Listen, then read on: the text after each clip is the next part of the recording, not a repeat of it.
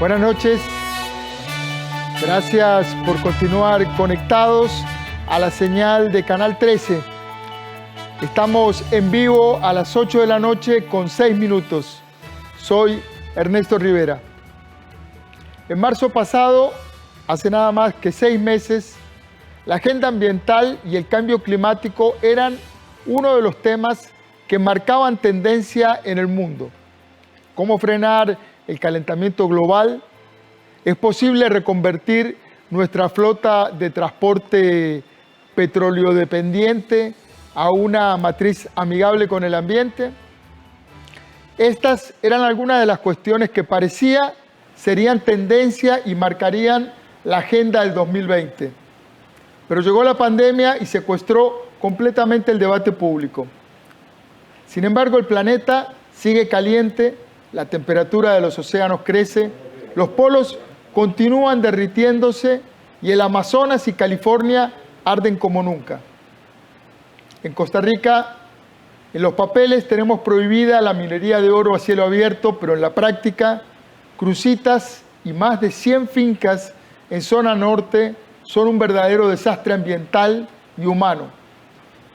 Tenemos un plan de descarbonización que asombra internacionalmente, pero nuestras finanzas públicas dependen del impuesto a los combustibles fósiles. Para conversar sobre estos temas calientes, invité a un especialista en temas de desarrollo local y también de cambio climático. Es la ministra de Ambiente y Energía, Andrea Mesa Murillo. Buenas noches, doña Andrea. Buenas noches, don Ernesto. Un placer estar aquí.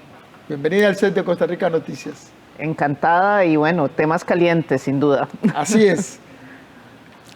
Hay una aclaración que hay que hacer inicialmente y es que usted es ministra de Ambiente y Energía y eso es como todo el tema del mundo. Necesitaríamos mucho rato para abarcar toda la cartera. Entonces vamos a ir de a poco y probablemente nos van a quedar cosas por fuera y ojalá tengamos otra oportunidad más adelante para volver a abarcar lo que nos quede pendiente. Claro, y eso es una de las virtudes, diría yo. No es tan típico tener ministerios de ambiente que también vean los temas de energía y eso creo que le da mucha coherencia a los temas de política pública. Así es. La primera pregunta quería empezar por el tema de Cruzitas y la extracción ilegal de oro. Según nos han comentado fuentes, nosotros hemos venido trabajando el tema durante todo este año. Luego de los allanamientos en la zona el pasado 20 de agosto, eso solo provocó un cambio de nombres y ahora las personas que comercializan el oro hacia Nicaragua son otras, pero el oro sigue saliendo. ¿Cuál es la propuesta para frenar la explotación ilegal de oro en la zona? Yo creo que un primer elemento importante, y hoy justo sostuvimos una reunión porque seguimos trabajando en un equipo interinstitucional con el Ministerio de Seguridad y el reporte, porque la semana pasada y en estos días se siguen haciendo monitoreos y haciendo una serie de operativos en la zona. Y si bien ellos identifican que hay actividad, la actividad sin duda es mucho menor a lo que se vio en meses anteriores. Y yo creo que aquí es un primer mensaje importante. La presencia policial tiene que ser permanente. Y aquí otra vez, la pandemia en este caso creo que nos contribuyó, ¿verdad?, a decir, bueno, tenemos que tener más presencia, el tema en las fronteras es un tema de seguridad nacional y este elemento pues contribuyó a tener más vigilancia en la zona. También los esfuerzos que se vienen haciendo con los operativos para estar monitoreando calidad del agua, qué está pasando también con las afectaciones en área boscosa, con la misma Dirección de Geología y Minas, empezando a identificar, bueno, qué es realmente lo que está sucediendo. ¿Qué vemos? Un problema multidimensional, es decir, que donde hay crimen organizado, y creo que las investigaciones que se están poniendo sobre la palestra pública nos identifica que tenemos situaciones muy complejas donde adicional al tema de la extracción del oro vemos tráfico de personas, ¿verdad? Incluso veamos hoy unos reportes del Ministerio de Salud con temas delicados también, porque cuando tenemos esos movimientos y esos flujos migratorios en situaciones de irregularidad, pues también tenemos elementos asociados a enfermedades, ¿verdad? Incluso veíamos datos de la malaria y cómo una enfermedad en ciertas zonas empezamos a verlos como focos sensibles. ¿Qué nos identifica esto? Que necesitamos un enfoque integral, es decir, el tema en el caso de Cruzitas claramente requiere este abordaje donde tengamos mucha presencia de la parte de seguridad, es un tema de seguridad pública y creo que eso es muy notorio, donde necesitamos también avanzar en los temas de desarrollo social y desarrollo económico de la zona, porque eso también le genera un agravante. Aquí no es solo las personas que están y los que van y hacen la extracción, sino todas las otras actividades económicas que empiezan también a encadenarse en torno a esto, desde cuarterías ilegales y prostitución, o sea, hay muchas otras actividades que se empiezan a encadenar y que no son la sola minería positivas. Claro, en la zona y en la zona alrededor de esto. Y luego lo que ya empezamos a ver, cómo los elementos de ese tráfico de oro que claramente requieren, insisto, este abordaje muy contundente en materia de seguridad y donde se viene avanzando, porque es importante también hacer ver esos vínculos de cómo empezamos a notar también que había mucha salida de oro por el aeropuerto. Y mucha salida es un detalle. Estamos hablando de que según los datos de Procomer y de Comex salieron, perdón el énfasis, pero salieron, según esos datos, que son oficiales, salieron 3 millones de kilos de oro. Eso es todo el oro del mundo. Solo con un 1% a ese oro, al valor comercial de ese oro, no teníamos que ni estar conversando con el Fondo Monetario Internacional. Bien, dos elementos asociados ahí. Primero, que eso nos empieza a identificar que posiblemente tenemos un tráfico, y eso son parte de las investigaciones que están sobre la marcha, ¿no? De posiblemente oro que está entrando de Sudamérica, porque no es muy coherente incluso, aún con la dinámica que se tenía en Cruzitas, de que todo ese es oro que esté pasando por aquí, ¿verdad? Y habrá que ver efectivamente qué otras cosas están pasando. Pero esto simplemente para decir, estamos ante una situación de crimen organizado, donde vemos elementos de posible tráfico de oro que viene del sur o otras cosas que se están moviendo. Lavado de dinero, porque... Esas cosas, ¿verdad? Es una investigación, o sea, no lo podemos decir con tanta contundencia. Si lo supiéramos, estaríamos arrestando más personas y haciendo más elementos. Pero lo que sí, y creo que este tema es lo importante, nos está poniendo sobre la mesa que es un problema muy complejo y mucho más grande que simplemente hablar de la legalización de la minería como una solución mágica a todos los problemas económicos y de seguridad del país, ¿verdad? Por supuesto. Ahora, una pregunta que durante la investigación nos surgió, y en realidad es casi una pregunta retórica, viene porque la ley está muy clara. Esto es un robo, o sea, ese oro es oro costarricense, no oro costarricense porque está en Costa Rica, porque le pertenece al Estado costarricense, que por ley es el dueño de los minerales que están en el subsuelo. Si esa cantidad es la cantidad que salió, o es lavado, o lo que sea, igual salió una enorme cantidad.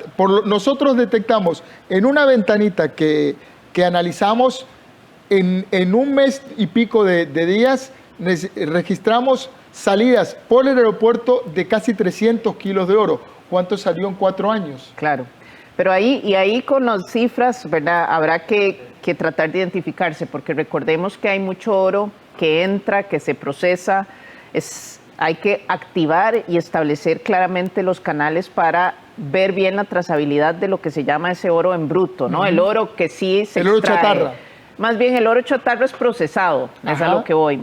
Todo el otro oro, que es un poco el oro que es donde tenemos en este momento por regulación la posibilidad de establecer ciertos permisos y controles, porque es lo que se extrae en el país.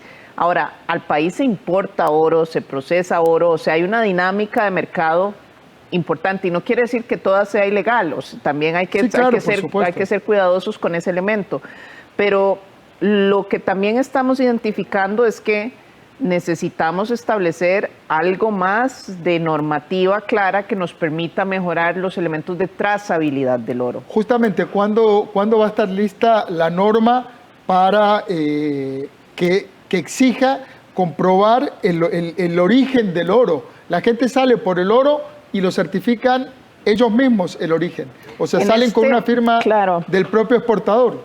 ¿Qué son los elementos que se están poniendo? Por eso se activó y se le dijo al Ministerio de Aduanas, señores, es importante, ¿verdad?, que activemos esto de que el oro que se presume se extrae en Costa Rica debería de tener, al menos para poder salir, un permiso de exportación. Ese permiso debe de venir desde la Dirección de Geología y Minas, desde el Ministerio de Ambiente y Energía, y eso en el lenguaje, digamos, de aduanas es lo que se conoce como notas técnicas.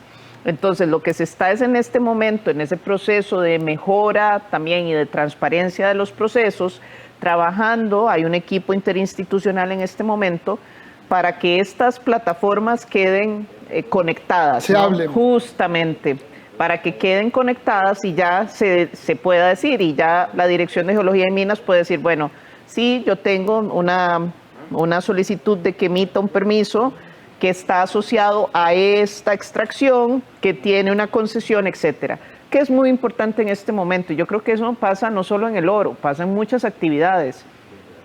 Avanzar con la regularización, la informalidad, al final de cuentas, no nos ayuda en muchas cosas, por un lado. Creo que ese elemento es importante, el esfuerzo que se está haciendo, y en el caso de la actividad minera de pequeña escala, que es la que está permitida por el ordenamiento jurídico en el país, pues es clave que podamos acompañarla a que se termine ese proceso de regularización, ¿no? Lo que están haciendo las cooperativas, es súper importante que esos procesos ya estén bien documentados y que logremos entonces hacer esa trazabilidad, porque ya lo que tiene cada concesión o cada área reservada es claro, ya hay análisis técnicos que permitirían identificar. Si ya empezamos a ver que es oro, que no mucho más de lo que podría formalmente estar saliendo de esas extracciones, ahí empezamos a decir, atención. Vuelvo a la pregunta, ¿cuándo está lista la norma técnica? Más, en este momento la nota técnica va a estar lista en un par de semanas. La nota técnica que se conecte ahí. Que comunica y que dice, aduanas, este oro salió de tal lugar. Al menos esto que diga, este señor que llenó los permisos y que dicen, ¿verdad?, tiene que cumplir con una serie de requisitos, aduana le va a decir, para esta tipología de partida necesita esta nota técnica. Y entonces ahí es a donde aparece y se conecta. Ok, esto con esta nota técnica. Ese esfuerzo va a estar operativo en un par de semanas. Se ha venido trabajando y eso va a estar listo. Ahora, lo otro en lo que también tenemos que meter mucho el acelerador es en ese proceso de avanzar en la formalización, ¿verdad?, de esas otras pequeñas concesiones que están ahí, donde también se están haciendo esfuerzos por cambiar el reglamento para que esté más adecuado a la condición de pequeña escala. Yo creo que un elemento que está claro es cuando se giró y cuando se dictó el Código de Minería, se pensaba en una minería de gran escala, y lo que en este momento tenemos permitido es una minería de pequeña escala. Tenemos permitido, pero se está haciendo minería, yo no sé si de gran escala, pero son muchos kilos de oro que salen y que se sacan. Las imágenes muestran una tierra completamente tuneleada. Son túneles y túneles y túneles, no solo en la finca original de Vivojet, sino en más de 100 fincas alrededor.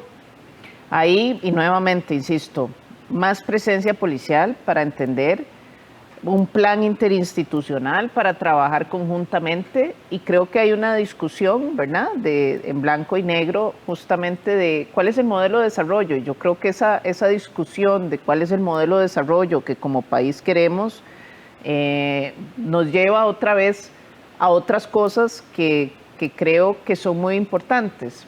Mucho de esta economía extractivista, basada en extracción de gas, petróleo, estos minerales, son mucho de esa economía del pasado. Creo que si uno ve cómo han evolucionado ciertas economías, como las economías asiáticas, si uno va viendo saltos en esos modelos de desarrollo, no son economías basadas en la extracción de estos bienes, sino más en la innovación, en el conocimiento, en lo que va a ser esa economía más, como dicen, desmaterializada, y esa economía que nos lleva a la cuarta revolución industrial. Entonces yo creo que aquí, cuando escuchamos esas discusiones, ¿verdad? Lo tenemos, esto nos ayudaría a salir del endeudamiento, yo vuelvo y pongo sobre la mesa y voy a hablar de gas y petróleo. Tenemos una serie de países que están extrayendo gas y petróleo y que sus niveles de pobreza, perdón que se los digan, siguen siendo parecidos, que no han logrado hacer esos saltos en modelos de desarrollo.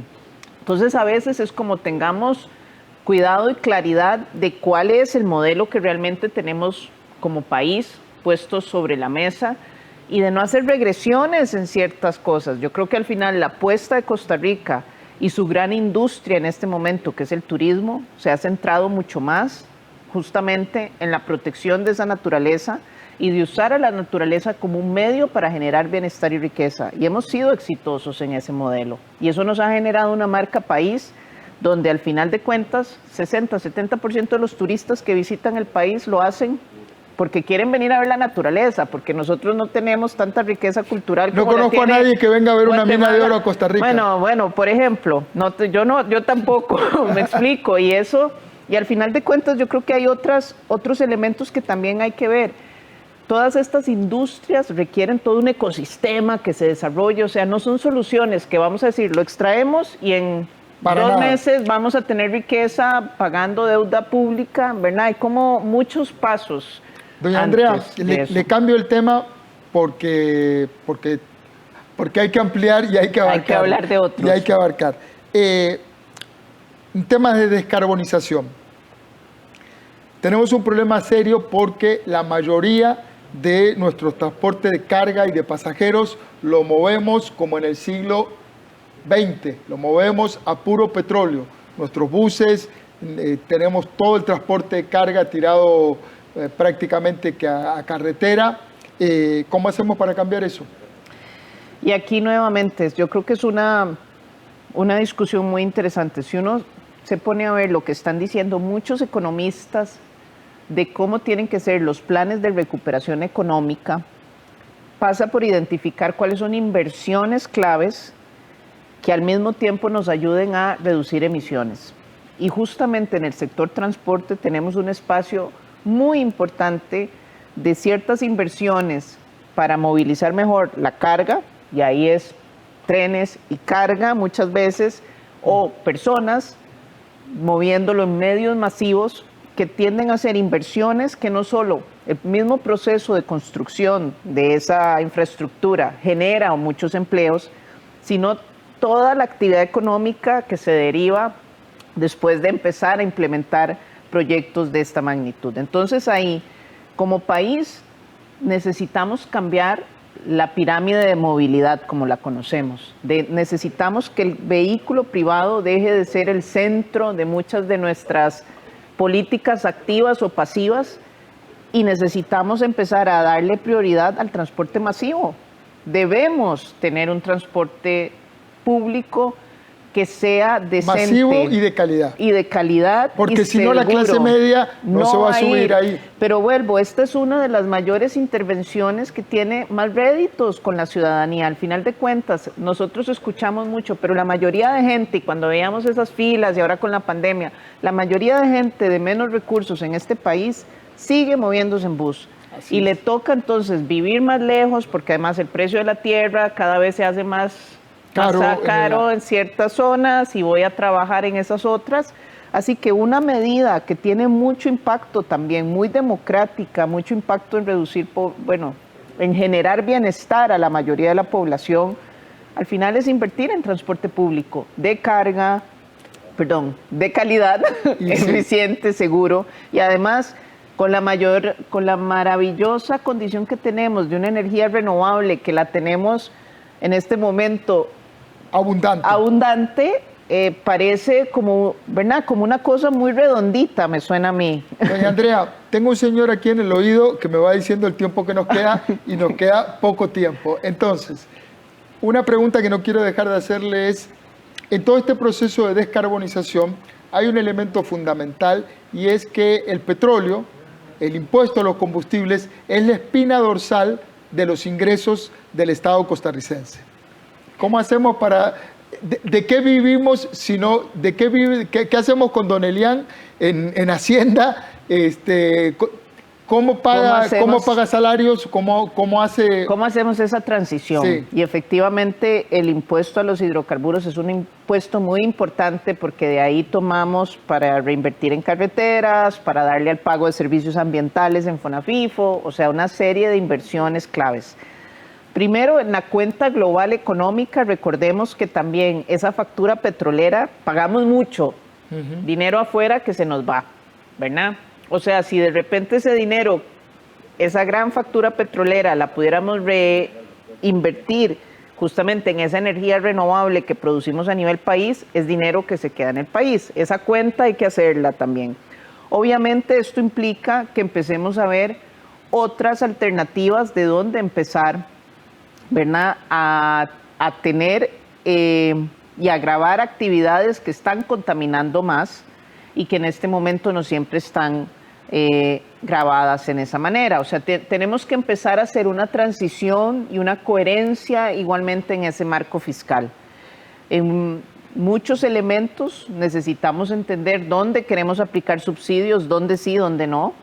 Y creo que hay que hacer un análisis de ese marco de coherencia en varias actividades económicas, porque la lógica de cómo impulsar ese proceso de cambio pasa obviamente por incentivar, dar incentivos y dar exenciones a aquellas actividades que contribuyan a generar empleo, que contribuyan a generar empleo de calidad y empleos limpios, porque eso es un poco el elemento. Yo creo que es trascender esa idea de que la sostenibilidad no nos da réditos económicos, nos da y nos da muchos. Y está ¿Ser verde es buen negocio? Ser verde es un excelente negocio y es un negocio que además nos da resiliencia. El mundo, como lo conocemos, está cambiando a pasos agigantados y cada vez lo que vamos a tener son cambios y necesitamos entonces empezar a hacer inversiones que nos garanticen como sociedad tener ecosistemas sanos, porque eso nos va a dar una gran sombrilla, un gran paraguas para muchos de los cambios que se están acelerando a nivel global, y también sociedades sanas. O sea, un país entre más verde esté, tiene mejor salud su población y tiene mejor resiliencia. De hecho, hoy escuché en un evento que se está haciendo un análisis de esos países donde hay mayor inversión muchas veces en protección y cómo están teniendo mejores indicadores en el desempeño en este momento en la pandemia. Y ahí esas interrelaciones, esos países donde hay peor calidad del aire en las ciudades tienen más índices de mortalidad. Y esos son los elementos que tenemos que traer a la mesa también como sociedad. ¿Qué es lo que queremos? ¿Qué son los próximos 20, 50 años? ¿Cuál es la Costa Rica que queremos? Y esa Costa Rica anda mucho en la idea de verde pero pobre. No, es verde pero rica porque es posible. Me quedo con esa frase. Queremos una Costa Rica verde y próspera. Así y es. No están encontrados. No están para nada encontrados. Andrea Mesa, ministra de Ambiente, se nos acabó el tiempo, así es la tele. Pero bueno, le tomo la palabra para hacer un segundo asalto en donde podamos conversar más. Encantada, Ernesto. Muchísimas gracias por el espacio. Gracias a usted por venir.